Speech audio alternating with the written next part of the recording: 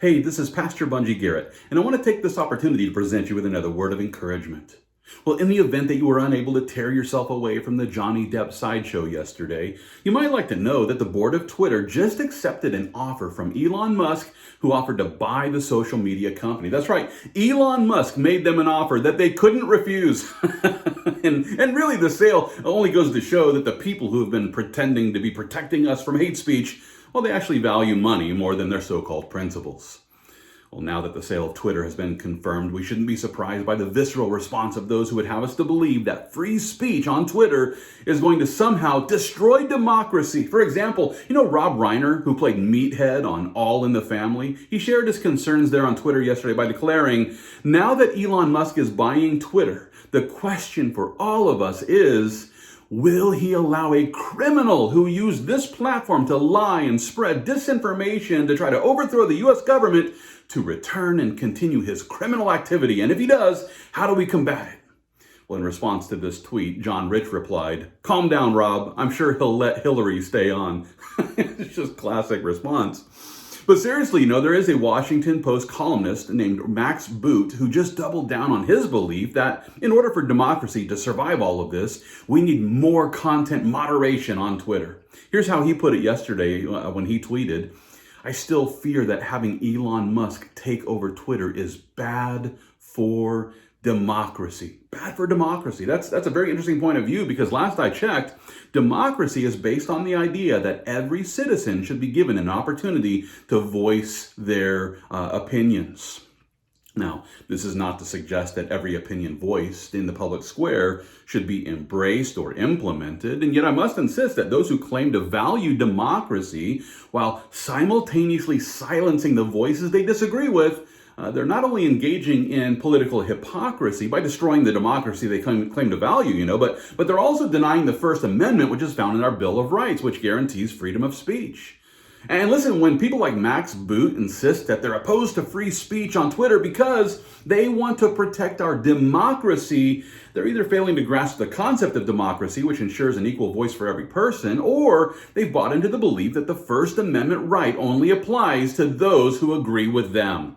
Laura Gomez also shared similar concerns when she tweeted this, and I quote, "A Musk-owned Twitter is one of the greatest threats to the 2022 and 2024 election." Wow, what an incredible perspective. And especially after the Senate hearing that occurred back in October of 2020. That's when the then CEO of Twitter, Jack Dorsey, he testified as he assured the U.S. Senate that Twitter does not have the ability to influence elections because voters can find political information elsewhere.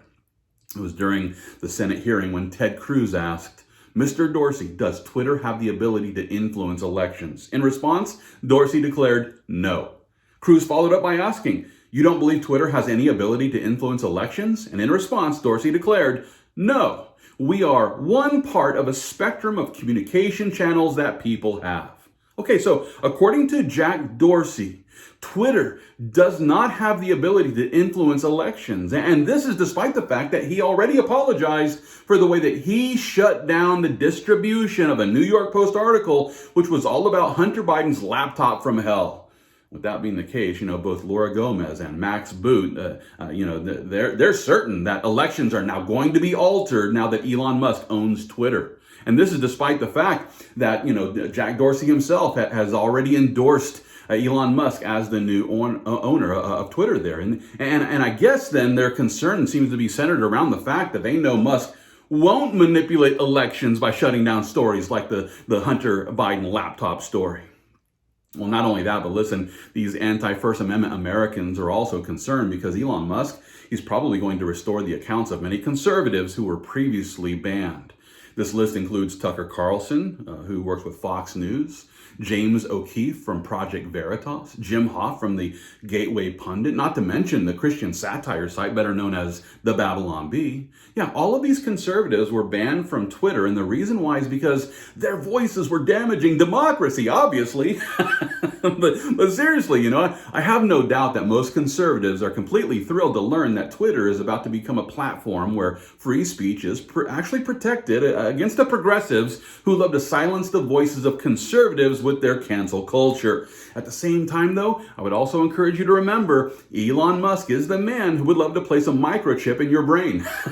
Don't take my word for it. It was actually last December when Business Insider published an article titled, Elon Musk said Neuralink hopes to start implanting its brain chips in humans in 2022 later than he anticipated.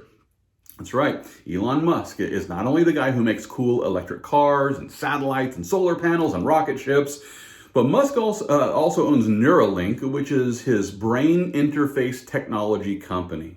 And it's his plan to start implanting these microchips in humans as soon as possible.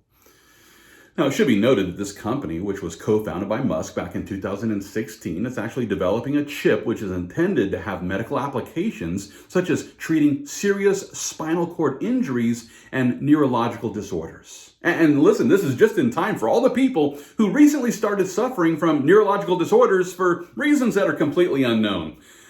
According to this article, though, that's found in the Business Insider, the Neuralink chip is going to help people who have severe spinal cord injuries to control digital devices with their minds. And while this chip will most certainly provide a better quality of life for those who are currently paralyzed, it should also be noted that this chip is also going to be implanted in people's brains, and it's going to simultaneously record and stimulate brain activity. Now think about that for a moment. Elon Musk is the co-owner of a company that's designing a microchip which is going to be implanted in the brain, and this microchip will be able to record and stimulate brain activity. That being the case, I can't help but to wonder, when will this same technology be used to control the minds of those who receive this implanted microchip? Not only that, but how will this microchip be used by the Antichrist, who, I'll remind you, is eventually going to force everyone to receive his mark in their right hand or in their forehead. And according to John the Revelator, no one will be able to engage in the world economy unless they receive the mark or the name of the beast or the number of his name. Is it possible that Musk is unwittingly funding a project which will eventually be used by the Antichrist to control the minds of those who receive this implanted chip? If so, then what this means is that we're rapidly approaching the day when the Antichrist is then revealed. That being the case, it's crucial for Christians to remember that the friends of this fallen world are the enemies of God. That's right. Those who love this fallen world will find themselves at odds with God. I like the way that John put it in 1 John chapter 2. There he declares, "Do not love the world or the things in the world. If anyone loves the world, the love of the Father is not in him. For all that is in the world, the lust of the flesh, the lust of the eyes, and the pride of life is not of the Father, but is of the world. And the world is passing away, and the lust of it, but he who does the will of God abides forever." Christian, listen, the things of this world are passing away. And yes, this includes your Twitter page. If there was ever a statement that kind of summed up Twitter, it is the lust of the flesh, the lust of the eyes, and the pride of life. And so we should be careful when it comes to, our involvement in these sorts of social media platforms. And while I don't suggest we not use them, I love using social media as a tool to preach the word. But listen, rather than investing our time and our energy and our love into issues like who owns Twitter and how is the Johnny Depp case going to end, let's instead invest our time in something more important. Let's invest our energy into accomplishing the Great Commission of Christ Jesus. Because, listen, this world is passing away, but he who does the will of God will abide forever. With that being the case, I encourage you to make sure that we're walking in the love of the Lord. And with a heart that's filled with his agape love, let's continue to fight the good fight of faith, and all for the glory of God.